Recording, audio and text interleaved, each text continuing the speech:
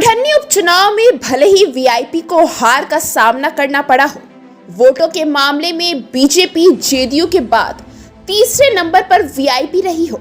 VIP के प्रत्याशी नीलाव कुमार को 10,000 वोट मिले, लेकिन इस हार के बावजूद शनिवार को वीआईपी के प्रमुख मुकेश सहनी कुढ़नी आए और मतदाताओं का आभार जताया।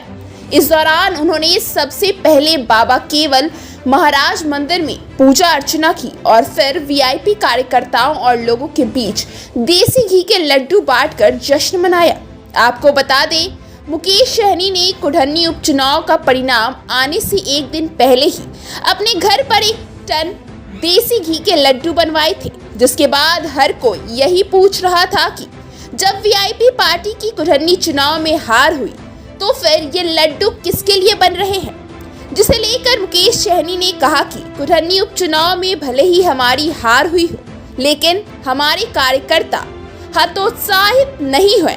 हम लोग संघर्ष के लिए ही बने हैं और आगे भी संघर्ष करते रहेंगे।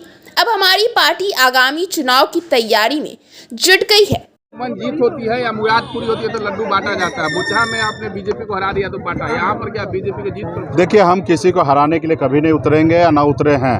हम अपने आप को जीतने के लिए उतरे हैं। यहाँ पे हमने लड़ाई लड़ा, बहुत ही अच्छी तरीके से शानदार हमारी पार्टी के सभी पदाधिकारी कार्यकर्ता लड़े हैं और यहाँ पे हमें कुढ़नी के जनता ने 10,000 वोट दिया है और हम 10,000 वोट को मानते हैं कि जीत है हमारी। कल तक हम जीरो थे। कल तक निषाद को लगता था कि बिहार में निषाद मतलब मछली मारने वाला मल्ला है। आज बिहार के राजनीति में खड़ा है और अपने वोट को लेकर, अधिकार को लेकर संघर्ष कर रहे हैं, लड़ाई लड़ रहे हैं।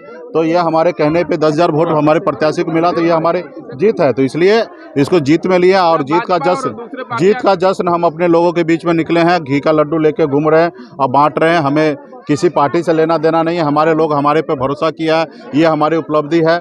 आज इतने बड़े बड़े महागठबंधन हो या एनडीए हो, ऐसे पार्टी के सामने में हम लड़ लिए, यही हमारी सबसे बड़ी जीत है।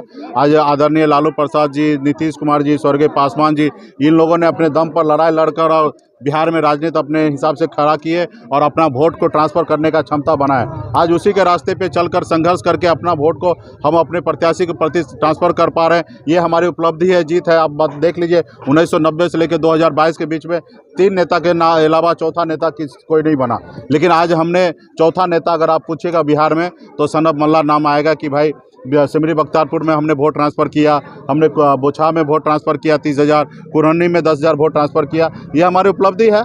हाँ, भाजपा ने यहाँ एक रणनीति बनाया था, कुछ हमारे समाज के लोगों को गुमराह करके 3-3 निषाद समाज से कैंडिडेट खड़ा कर दिया। इसलिए क्षेत्र को जनता को भरोसा नहीं हो पाया कि आपस में ये लोग लड़ रहे हैं, ये लोग चुनाव नहीं जीत पाएंगे। इसलिए वोट में थोड़ा बिखराव हुआ। 5,000 वोट हमारा उधर चला गया और कहीं ना कहीं मैसेज सही नहीं था, इसलिए हम थोड़ा पीछे रह गए। लेकिन ये 10,000 वोट भी कम नहीं है। आज 3,000 वोट से जीतने के बाद देश का प्रधानमंत्री जी सीना चौड़ा करके और दिल्ली से कहें कि हमारे कुढ़नी में जीत हुआ। अगर 10,000 वोट अगर महागठबंधन को मिल जाता तो वो 7,000 से जीतते। तो आज हम फैक्टर बन गए हैं बिहार में। तो इसलिए आने वाले समय में, अभी केदार गुप्ता ने कहा कि निषाद समाज को हमको वोट नहीं मिला, पेपर में भास्कर में स्टेटमेंट दिए, तो ये हमारी उपलब्धि है, जीत है। उनके सांसद रहने के बावजूद उन्होंने कहा कि उनके पार्टी के लोगों वीआईपी खड़ा होने के कारण नहीं वोट मिला। अगर वीआईपी नहीं होता तो हम 20,000 वोट से जीतते। तो कहीं ना कहीं हम किसी का रुकावट है, किसी को हार का फैक्टर बन रहे हैं, किसी को जीत का फैक्टर बन रहे हैं। तो ये हमारी उपलब्धि है। तो आने वाले समय में इसी तरीके से संघर्ष करते रहेंगे और लड़ाई लड़ेंगे। और हमारे हाथ में क्या है, हमारे लोगों ने 75 साल से संघर्ष किया, अभी तो हमें 4 ही साल लगा है संघर्ष करने में। तो ठीक है, उनको जो बोलना है वो बोले। आज हमने 2020 के बाद 2 चुनाव हुआ है, 4 चुनाव हुआ। 4 चुनाव में 2 चुनाव हमने लड़ा, एक जगह 10,000, एक जगह 20,000, यानी कि हमारे पास 40,000 वोट आया।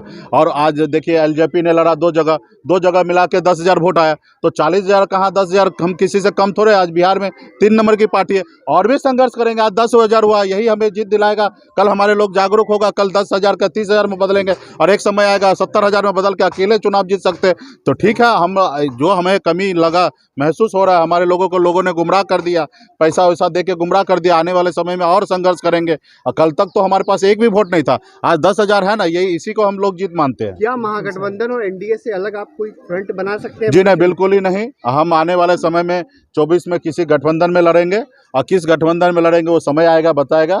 अभी फिलहाल हम अपने तय है कि गठबंधन में लड़ेंगे। हाँ, इतना तय है, गठबंधन में लड़ेंगे। और आने वाले समय में पहले अभी 1 साल हमको संगठन पे लगना है, संगठन को मजबूत करना है। धन्यवाद। चलिए।